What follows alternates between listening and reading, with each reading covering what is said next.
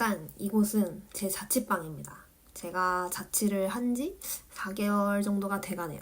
8월 말부터 자취를 시작해서 4개월이 지났고 4개월이란 시간 동안 벌써 많은 걸 까먹었기 때문에 조금 부족할 수 있는 설명이지만 일단 저는 청년 버팀목 허그 대출 그 과정을 그날 기록을 했었는데 일단 저는 회사가 대기업으로 들어가서 그 중소기업 대출은 못 받게 돼서 청년 버팀목 허그 대출을 받게 되었습니다. 최고 80%까지 대출이 나오는 걸로 알아요. 그래서 저는 그 최고 80%를 다 받았고 지금 사는 집 전세금이 1억 3천인데 그래서 1억 4백만 원을 받고 제 돈은 2,600만 원이 들었습니다. 일단은 집을 계약하고 그러면 계약서를 쓰잖아요. 계약서를 쓸 때 부동산에서 계약서만 주는 게 아니고 뭐 임대차 보증금의 뭐 어쩌고 영수증, 중개 대상물 확인 설명서, 전세 목적물 부동산 등기부 등본, 공제 증서, 전세 목적물 건축물 관리 대장 뭐 이런 거를 다 같이 주는데 이거는 뭐 부동산에서 알아서 챙겨주는 거니까 이거 필요해요 라고 굳이 말을 안 해도 알아서 챙겨주실 거예요 아마. 일단 계약서가 가장 처음부터 필요한데 계약서를 받으면 이제 기금이 든든이라는 어플을 설치해서 거기다가 계약서에 있는 내용을 적어주시면 돼요. 뭐 하면은 인적사항, 배상 주택 정보, 대출 신청 정보 등 계약서에 있는 내용으로 기재를 다 해주시면 되고 이거 할 때는 공동인증서 로그인이 필요합니다.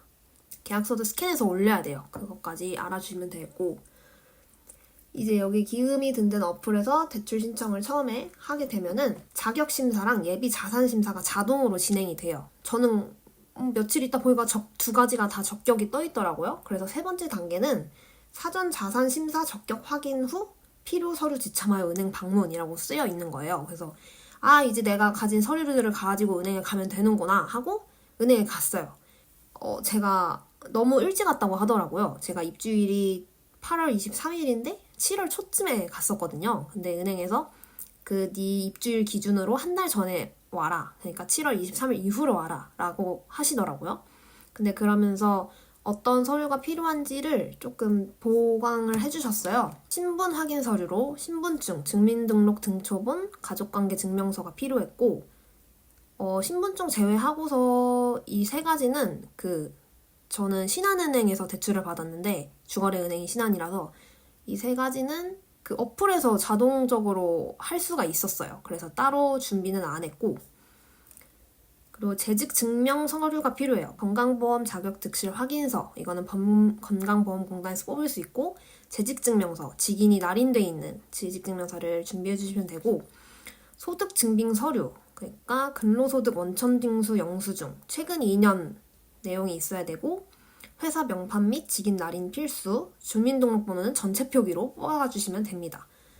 위의 서류들은 다 실행일로부터 1개월 이내 발급분이라고 했는데 실행일로부터 1개월 발급분이면 뭐 대출 신청하는 날로부터 1개월 전까지만 된다라는 것 같아요. 그리고 그 부동산에서 챙겨줬던 서류들이랑 을 챙겨가시면 됩니다. 그리고 확정일자 필수 전세계약서 원본 그러니까 확정일자 대신 신고필증도 가능한데 저도 처음에 자취를 처음 해보고 대출도 처음 받아보고 부동산 계약을 처음 해보니까 뭐가 뭔지 몰랐어요. 근데 부동산에서 이제 계약서 쓰고 나서 너 일단은 은행 가서 바로 신청을 하고 그 다음에 확정일자를 받고 부동산 거래 신고를 하라고 하더라고요. 그래서 저는 그거를 인터넷에서 찾아서 한다고 했고 뭔가 완료가 됐다는 문자까지 왔는데 결과적으로 안 됐어요. 그래서 은행에 이거 대출 이제 서류를 내러 갔을 때 왜 이거 필증이 없냐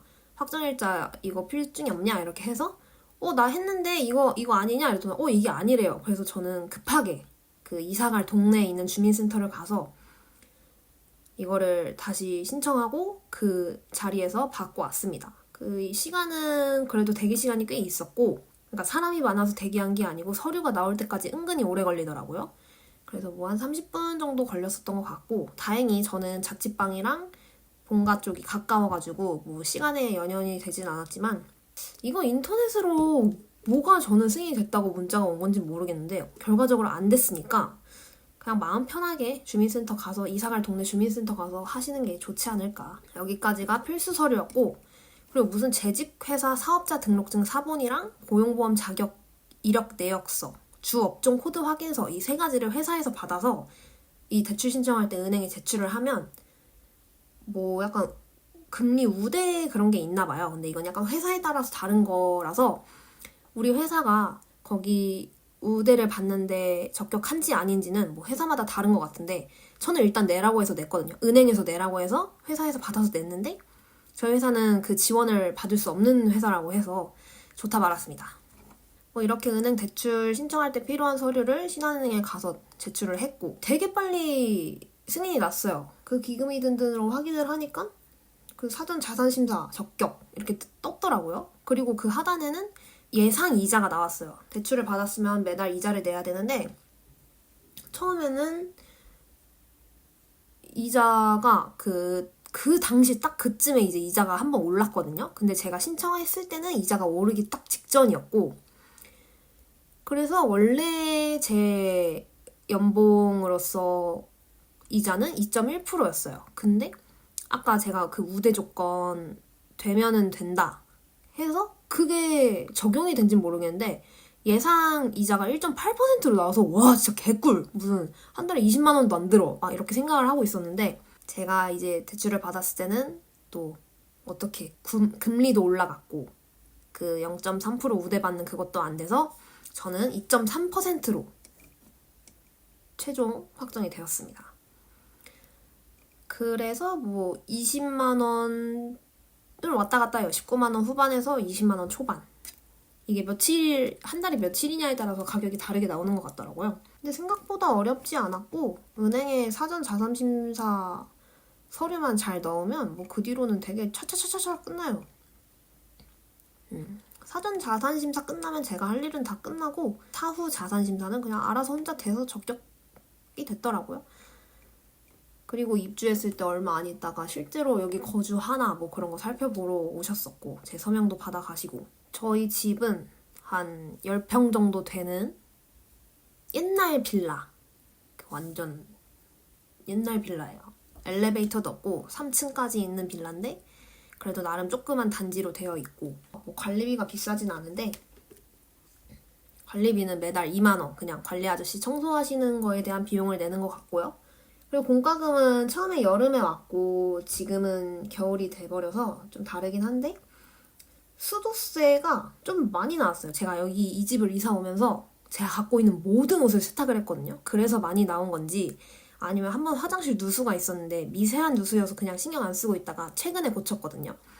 그 누수 금액이 컸었던 건지 모르겠는데 수도세가 거의 3만 원 가까이 나왔고 근데 2달씩 나오더라고요. 한 달씩 나오는 게 아니고 2달에서 3만 원 가까이 나왔고 전기세는 1만 원 중후반이 나오는 것 같아요. 2만 원은 넘은 적 없고 그리고 가스비는 이제 초반에는 1만 원대 나오다가 이제 11월부터 보일러를 돌리면서 막 3만 원대가 나오게 됐네요. 이자를 한 20만 원으로 잡고 하면은 한 달에 나가는 거는 30만 원 정도겠네요.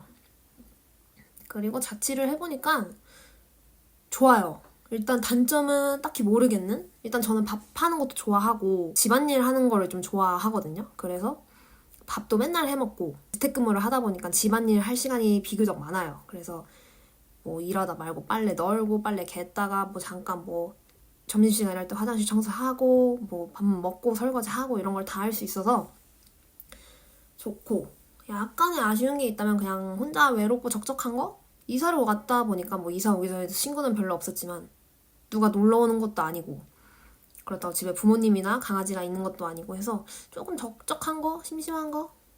근데 이제 그 적적함과 심심함에 익숙해졌어요. 저는 원래 완전 박순이라서 집에 있는 걸 되게 싫어했는데 이제 온전히 혼자 있는 공간이 생기니까 굳이 안 나가도 되겠는 느낌?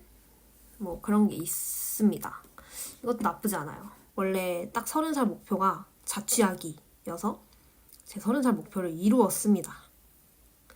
일단 2년 계약을 했는데 30살에 2년을 계약한 이유 뭐 연장을 하려면 할 수 있겠지만 이제 32살쯤이면 33살쯤이면 시집을 가지 않을까 하는 마음에 딱 이 시기에 나도 결혼하기 전에 혼자 살아봐야 뭔가 돌아가는 거나 생활 패턴을 알겠다.